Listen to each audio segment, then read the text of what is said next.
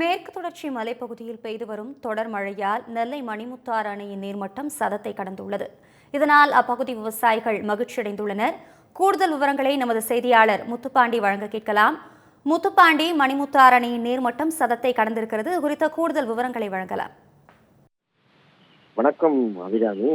திருநெல்வேலி மாவட்டத்துல கடந்த 12ஆம் தேதி தொடர்மழை காரணமாக பாத்தீங்கன்னா திருநெல்வேலி மாவட்டத்துடைய மேற்கு தொடர்ச்சி மலையில் அமைந்திருக்கும் மணிமுத்தாறு அணை, சேவலார் அணை, பாபநாசம் அணை, இந்த 3 அணைகள் கடந்த அந்த தொடர்மழை காரணமாக அணையினுடைய நீர்வரத்தும் அதிகரித்து நீர்மட்டமும் உயர்ந்திருக்கிறது.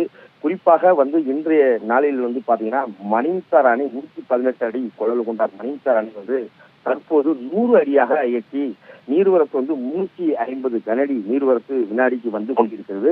அதே போல் பாபநாசம் அணை 143 அடி கொள்ளளவு கொண்ட பாபநாசம் அணை 109 அடியாக இருக்கிறது. நீர்வரத்தும் 500 கனஅடி நீர்வரத்து வினாடிக்கு வந்து கொண்டிருக்கிறது. அதே போல் சேவலார் அணை 156 அடி கொள்ளளவு கொண்ட சேவலார் அணை தற்போது 127 அடியாக இருக்கிறது.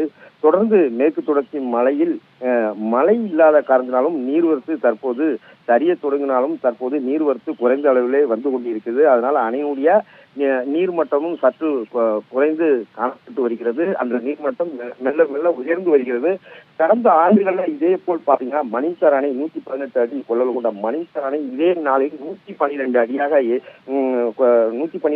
இருந்தது. அதே போல் பாபநாசம் அணையும் 140 அடியாகவும் இருந்தது. சேவலார் அணை 153 அடியாக இருந்தது.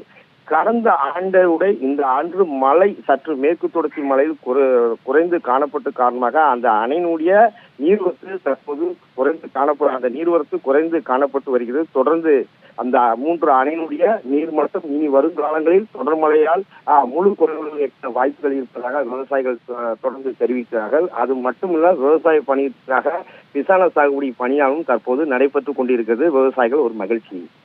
அம்பிகா, விவரங்களுக்கு நன்றி முத்துப்பாண்டி.